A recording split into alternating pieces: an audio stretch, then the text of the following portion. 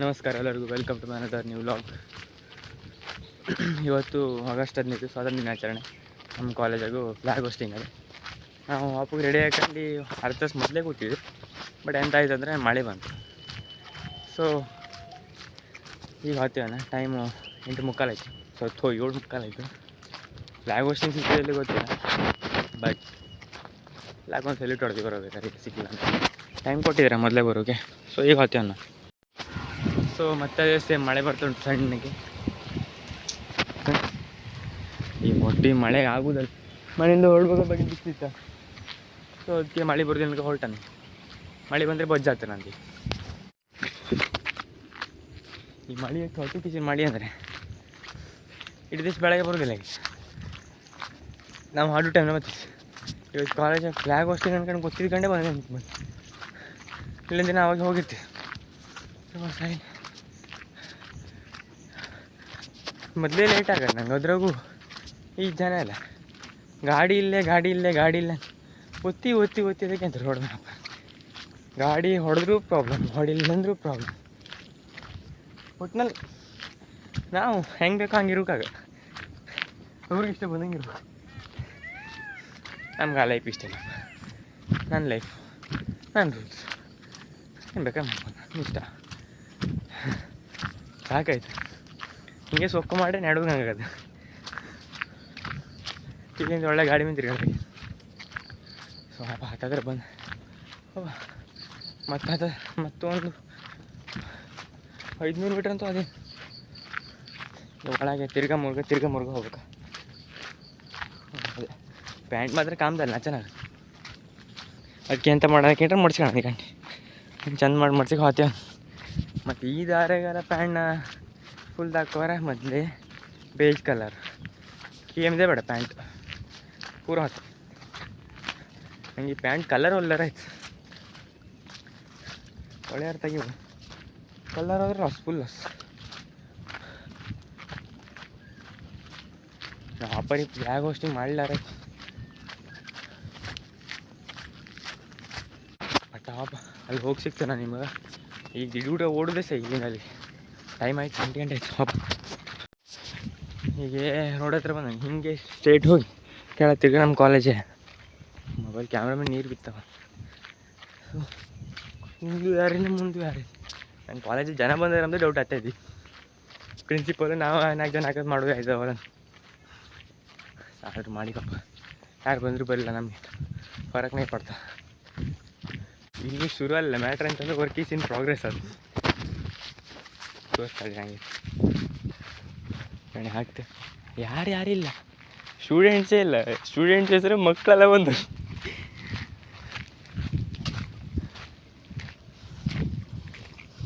ಮಳೆ ಅಲ್ಲ, ಅದಕ್ಕೆ ಯಾರು ಬರೋ ಮನ್ಸು ಮಾಡೋದು. ಪ್ರಿನ್ಸಿಪಲ್ ಒಂದು ಕಾಣ್ತಾರಪ್ಪ, ಪ್ರಿನ್ಸಿಪಲ್ ಬಿಟ್ಟರೆ ಮತ್ತೆ ಯಾರಿಗೆ ಕಡೆ ಕನ್ನಡ ಸರ್ ಒಬ್ಬ ಅವರೇ. ಸೊ ಹೋಗೋ ನಾವು ಅಲ್ಲಿ ಜಾಯ್ನ್ ಆಗ. ಇತ್ತೀಚಿನ ದಿನಗಳಲ್ಲಿ ಅರ್ಥೈಸುವಂಥ ವಿಧಾನಗಳು ಬೇರೆಯಾಗಿದೆ ಮತ್ತು ಕೆಲವೊಂದು ಪ್ರಿನ್ಸಿಪಲ್ಸ್ ಇರ್ತವೆ. ಆ ಪ್ರಿನ್ಸಿಪಲ್ಸ್ ನಾವು ನೆಕ್ಸ್ಟ್ ಜನ್ರೇಷನ್ಗೆ ಕಂಟಿನ್ಯೂ ಮಾಡಬೇಕನ್ನೋ ಉದ್ದೇಶದಿಂದ ನಾವು ಇವೆಲ್ಲ ನೋಡಲ್ಲ. ಎಷ್ಟು ಅಂದರೆ ಒಂದು 15 ಜನ ಬಂದಿದ್ದೀರಿ. ಸ್ಟೂಡೆಂಟ್ಸ್ ಒಂದು 10-12 ಜನ, ಕಡೆ ಟೀಚರ್ಸ್ ಒಂದು 4 ಜನ ಬಂದಿದ್ದೀರ ಅಷ್ಟೇ ಬಂದಿದ್ದೀರ. ಸೊ ಈಗ ಸಣ್ಣಕ್ಕಿದ್ದಂಗೆ ಬೆಸ್ಟ್ ಆಗಿತ್ತು. ಈಗ ಮತ್ತೆ ದೊಡ್ಡದಂಗೂ ಎಲ್ರಿಗೂ ದೇಶ ಪ್ರೇಮ ಕಮ್ಮಿ ಆಯಿತು. ತಾವು ಮೆಚ್ಯೂರ್ ಆದ್ರೂ ಜಾಸ್ತಿ ಇಂಡಿಪೆಂಡೆಂಟ್ ಆಗಿರೋಕ್ಕೆ ಪ್ರಯತ್ನ ಪಡ್ತೇವೆ ಅನ್ಬೇಕು. ಅದಕ್ಕೆ ಇಂಡಿಪೆಂಡೆನ್ಸ್ ಡೇನೇ ಆಚರಿಸ್ತಿಲ್ಲ. ಅಷ್ಟು ಬ್ಯುಸಿ ಇರುತ್ತೆ ನಂಗೆ. ಒಂದು ಅರ್ಧ ತಾಸು ಕಾಲೇಜ್ ಹತ್ರ ಬಂದು ಇಂಡಿಪೆಂಡೆನ್ಸ್ ಡೇನ ಆಚರಿಸೋದೇ ಇರೋಷ್ಟು ನಮ್ಗೆ ಗೊತ್ತಿಲ್ಲ. ಮತ್ತು ಸಣ್ಣಕ್ಕಿದ್ದಂಗೆ ಅಡಿಲ್ಲ ಸ್ಟ್ರಿಕ್ಟ್ ಮಾಡ್ತೀರಾ, ಎಲ್ಲರೂ ಬರಲೇಬೇಕಂತ ಕಡ್ಡಾಯ ಆಗ್ತೀರ, ಫೈನ್ ಆಗ್ತೀರ. ಸೊ ಎಲ್ಲ ಹೆದರಿಕೆಗರು ಹೋಗಿ ಇಂಡಿಪೆಂಡೆನ್ಸ್ ಡೇನ ಆಚರಿಸಿ ಬಂದಿರೇನು. ಸೊ ಕಾಲೇಜೆಲ್ಲ ಹಂಗಲ್ಲ ಎಂತಪ್ಪ ನನಗಂತೂ ಗೊತ್ತಿಲ್ಲ. ಸೊ ಅಷ್ಟೇ 16-17 ಜನ ಇದ್ದಾರೆ ಅಷ್ಟೇ. ಎಂತೆಲ್ಲ ಸ್ವೀಟ್ ಕೊಟ್ರೆ ನಾವು ಸ್ವೀಟ್ ಹೋದಂಗೆ ಆಗ್ಯದ. ನಾ ಸ್ವೀಟ್ ತಿಂದರೆ ಒಂದು ತಿಂದೆ. ಸೊ ಮತ್ತಂತಂದರೆ ಅದೇ ಹೇಳ್ದಂಗೆ ಜನರಿಗೆ ಇಂಡಿಪೆಂಡೆನ್ಸ್ ಡೇ ಆಚರಿಸಲಿಕ್ಕೆ ಮನಸ್ಸಿಲ್ಲ ಅನಿಸ್ತು. ಹಂಗೆ ಉಂಟು ನಮ್ಮದು ಸೊಸೈಟಿನೇ ಹಂಗೆ ಆಗೋದು. ಮತ್ತು ಎಂತ ಗೌರ್ಮೆಂಟ್ ಕಾಲೇಜು ಹಿಂಗೆ, ಪ್ರೈವೇಟು ಹಿಂಗೆ ಗೊತ್ತಿಲ್ಲ. ಪ್ರೈವೇಟಲ್ಲಿ ಹಿಂಗೆ ಮಾಡೋಕ್ಕಿಲ್ಲ, ಅವರು ಫೈನೆಲ್ಲ ಹಾಕ್ತಾರೆ ಮೋಸ್ಟ್ಲಿ. ಗೌರ್ಮೆಂಟಲ್ಲಿ ಮಾತ್ರ ಹಿಂಗೆ ಮಾಡೋಣ. ತಲೆ ಕೊಟ್ಟಂಗೆ ಜಾಸ್ತಿ ಆಗ ಒಂದು ಅರ್ಧ ತಾಸು ಅಂದರೆ ಒಂದು ಫ್ಲ್ಯಾಗ್ ಹೋಸ್ಟಿಂಗ್ ಒಂದು ಮಾಡೋಕ್ಕಾಗೋದಿಲ್ಲ ಮರೆ. ಒಂದು ಫ್ಲ್ಯಾಗ್ ಹೋಸ್ಟಿಂಗ್ ಮಾಡೋದು ರಾಷ್ಟ್ರಗೀತೆ ಹೇಳಿ ಆಯ್ತಪ್ಪ ಹೋಗು. ಒಂದು ಹಿಂದೆ ಒಂದು 24 ಗಂಟೆ ಒಂದು ಅರ್ಧ ತಾಸು ತೆಗೆದಿಡೋಕ್ಕಾಗೋದಿಲ್ಲ ಅಂದರೆ ಅದೆಂಥ ದೇಶ ಪ್ರೇಮ. ಮತ್ತು ಹಂಗೆ ಮಾಡ್ತಾ ಹಿಂಗೆ ಮಾಡ್ತಂತಾರೆ. ಸೊ ಅಷ್ಟೇ, ಅವರು ಜೀವ ಬಿಟ್ಟಿಗೆ ನಮಗೆ ಸ್ವಾತಂತ್ರ್ಯ ಕೊಟ್ಟಾರೆ. ನಾವು ಒಂದು ಸ್ವಲ್ಪ ಅವ್ರ ನೆನಪಿಗೋಸ್ಕರ ಹೋಗಲೇಬೇಕಲ್ಲ. ಅದು ವರ್ಷಗೊಂದ್ಸಲ ಡೈಲಿ ಆಚರಿಸ್ತಾರೆ ಇಲ್ಲ, ಡೈಲಿ ಆಚರಿಸೋದಾಗಿ ಮತ್ತು ಒಂದಷ್ಟು ಜನ ಬರೋದಿಲ್ಲ ಆಗಿದೆ. ವರ್ಷಗೊಂದ್ಸಲ ಆಚರಿಸಿ ಇಂಡಿಪೆಂಡೆನ್ಸ್ ಡೇ ಅಂತ. ಫ್ಲ್ಯಾಗ್ ಹೋಸ್ಟಿಂಗು ಬರೋಕ್ಕಾಗೋದಿಲ್ಲ ಅಂದರೆ ನಾವೇನು ಹೇಳೋಕ್ಕಾಗೋದಿಲ್ಲ. ಅವ್ರ ಇಚ್ಛೆ, ಅವ್ರು ಸ್ವಾತಂತ್ರ್ಯವಾಗಿರೋಕೆ ಇಚ್ಛೆ ಪಡ್ತಾರೆ ಬೇಕು. ಹೀಗೆಲ್ಲ ಇಂಡಿಪೆಂಡೆನ್ಸ್ ಡೇಗೆಲ್ಲ ಬಂದು ಆಚರಣೆ ಮಾಡೋದೆಲ್ಲ ಇಷ್ಟ ಇರ್ಬೇಕು. ಅವ್ರದ್ದು ಸ್ವಾತಂತ್ರ್ಯ ಅನಿಸೋದಿಲ್ಲ ಅಂತ. ಸೊ ಅವ್ರ ಲೈಫ್ನ ಹೆಂಗೆ ಲೀಡ್ ಮಾಡ್ತಾರೆ. ಸೊ ನಾನಂತೂ ಹೋಗಂದೆ. ನಾವು ಇಂಗ್ಲೀಷವ್ರದ್ದು ಮಾತು ಹೇಳಿದ್ರು, ಈ ಯಾವುದೇ ಜಾತಿ ಧರ್ಮಗಳು ಹೊಡೆದಾಡ್ಕೊಂಬಾರ್ದು, ಎಲ್ಲ ರಾಜಕಾರಣಿಗಳು ಮಾಡೋದು ಸುಳ್ಳಲ್ಲ ಅದು. ಈ ರಾಜಕಾರಣಿಗಳು ಆ ಜಾತಿ ಈ ಜಾತಿ ಅಂತ ಬಂದಿಲ್ಲ ಆಗಿತ್ತು, ಎಲ್ಲರೂ ಒಂದೇ ಆಗಿರ್ತಿದ್ರು, ಎಲ್ಲರೂ ಒಂದೇ ಥರ ಇರ್ತಿದ್ರು ಅಣ್ಣ ತಮ್ಮಂತಾನೆ. ಬಟ್ ಇವರು ರಾಜಕಾರಣಿಗಳು ಎಲ್ಲರನ್ನೂ ಅಂದರೆ ತಮ್ಮ ಹಿಡಿತಗಳಿಗೋಸ್ಕರ ಜಾತಿ ಧರ್ಮ ಮತ ಅಂದ್ಕೊಂಡು ಬೇರೆ ಬೇರೆ ಮಾಡಿ ಸೊ ಎಲ್ಲ ಡಿವೈಡ್ ಆಗಿ ಈಗ ಒಬ್ಬೊಬ್ಬರನ್ನ ಶತ್ರುಗಳು ಹಂಗೆ ಮಾಡ್ಕೊಂತಾರೆ. ನಮ್ಮ ಬಡ್ಕೊಳ್ಳೋದು ಹಾಗೆ ನೋಡಿ, ಒಬ್ರು ನೋಡಿ ಒಬ್ರಿಗೆ ಆಗೋದಿಲ್ಲ. ಕೆಲವೊಬ್ರು ಹಂಗಿಲ್ಲ, ಎಲ್ಲರೂ ಹಂಗಂತಲ್ಲ. ಇನ್ನು ಕೆಲವೊಬ್ರು ಮಾತ್ರ ಮುಸ್ಲಿಮ್ಸ್ ನೋಡ್ರೆ ಹಿಂದೂಗಳು ಆಗೋದು, ಹಿಂದೂಗಳು ನೋಡ್ರೆ ಮುಸ್ಲಿಮ್ಸ್ಗೆ ಆಗೋದು. ಸೊ ಇಂಥ ಗಲಾಟೆಗೆ ಬಡ್ಕೊಳ್ಳೋದು ಮುಳುಗೋಗೋದು. ಈಗ ಒಂಥರ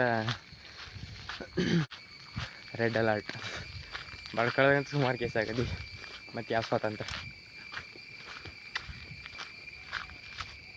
ಹಿಂಗಿದ್ದಂಗೆಲ್ಲ ಸ್ವಾತಂತ್ರ್ಯ ಸಿಕ್ಕೋದು ಅಂತ ಹೇಳೋಕ್ಕಾಗೋದು. ನನ್ನ ಪ್ರಕಾರ ಆಗಿನ ಬ್ರಿಟಿಷರು ಆಳ್ವಿಕೆ ಮಾಡಬೇಕಾದ್ರು ಮತ್ತು ನಮ್ಮ ಈಗ ರಾಜಕಾರಣಿಗಳು ಆಳ್ವಿಕೆ ಮಾಡ್ಬೇಕಾದ್ರೆ ಎಂಥ ಡಿಫ್ರೆನ್ಸ್ ಇಲ್ಲ ಅನಿಸ್ತಾ ಉಂಟು. ಎಂತಕ್ಕಂದ್ರೆ ಅವರು ಸುಂಕ ತಗೊಂತೀರಿ ಇವರು ಸುಂಕ ತಗೊಂತಾರೆ. ಅವ್ರು ಸುಂಕ ಅಂತ ಕರಿತಿದ್ರು, ಇವರು ಇನ್ ಟ್ಯಾಕ್ಸು ಆ ಟ್ಯಾಕ್ಸು ಈ ಟ್ಯಾಕ್ಸು GST ಅಂತ ಅಂತೀವಿ, ಲೂಟನೆ ಮಾಡ್ತೀವ್ರು. ನಮ್ಮ ಚೇಂಜಸ್ ಅಂತ ಇಲ್ಲ ನನ್ನ ಪ್ರಕಾರ ಅಷ್ಟೇ. ಅವರು ಸುಂಕ ಅನ್ಕರೋದು, ನಾವು ಟ್ಯಾಕ್ಸ್ ಅನ್ಕರೋದು, ಮತ್ತೆಂತ. ಆವಾಗ ಬ್ರಿಟಿಷ್ ಆಳ್ವಿಕೆ ಮಾಡ್ತಿದ್ರು, ದಬ್ಬಾಳಿಕೆ ಮಾಡ್ತಿದ್ದೆ. ಈಗ ರಾಜಕಾರಣಿಗಳು ದಬ್ಬಾಳಿಕೆ ಮಾಡ್ತಾರೆ. ಅವ್ರು ಹೇಳ್ದಂಗೆ ಕೇಳಬೇಕು, ಅವ್ರು ಹೇಳ್ದಂಗೆ ಮಾಡಬೇಕು, ಅದು ಮಾಡ್ಬೇಕು ಇದು ಮಾಡಬೇಕು, ರಿಸ್ಟ್ರಿಕ್ಷನ್ಸ್, ಅದು ಮಾಡೋಗಿಲ್ಲ, ಅದು ಮಾಡಿದ್ರೆ ಹಂಗಾಗ್ತದೆ ಹಿಂಗಾಗ್ತದೆ ಅಂತ. ಇನ್ನು ಕೆಲವೊಬ್ಬರು 18 ವರ್ಷಕ್ಕೆ 20 ವರ್ಷಕ್ಕೆ ಎಲ್ಲ ನಮ್ಮ ದೇಶಕ್ಕಾಗಿ ಸ್ವಾತಂತ್ರ್ಯ ಕೊಡಿಸೋಕ್ಕೋಸ್ಕರ ಹೋರಾಡಿ ಸತ್ರ. ಈಗ ನಮ್ಮ ಜನ್ರೇಷನಾಗಿ ಒಂದು ಅರ್ಧ ತಾಸು ಹೇಳೋಕ್ಕೂ ಆಗೋದಿಲ್ಲ. ಆ ಸತ್ತವ್ರು ನೆನೆಸ್ಕೊಂಡು ಒಂದು ಆಚರಣೆ ಮಾಡೋಕ್ಕೂ ಆಗೋದಿಲ್ಲ ಅಂದರೆ ಗ್ರೇಟ್ ನಮ್ಮ ಜನ.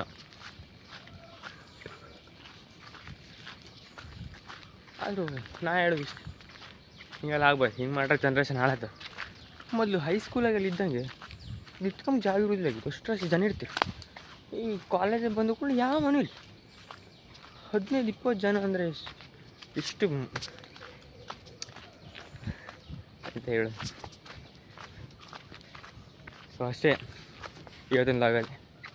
ಈ ಲಾಗ್ ಇಷ್ಟ ಆಗಿದ್ರೆ ಸಪೋರ್ಟ್ ಮಾಡಿ. ಈಗ ಅಂತ ಇಲ್ಲ, ಈಗ ಕಾಲೇಜ್ ಹತ್ರ ವೀಡಿಯೋ ಮಾಡೋಕ್ಕೆ ನೋಡಿ ಹೇಳೋಣ, ಫ್ರೆಂಡ್ಸ್ ಏನೋ ಹೇಳ್ಬೋದು ಅಂತ ಸ್ವಲ್ಪ ಇದಿತ್ತ, ಅದಕ್ಕೆ ಮಾಡಲಿಲ್ಲ. ಸೊ ಇವತ್ತು ಲಾಗಲ್ಲಿ ಇಷ್ಟೇ. ನೆಕ್ಸ್ಟ್ ಲಾಗಲ್ಲಿ ಸಿಗೋ ಬಾಯ್.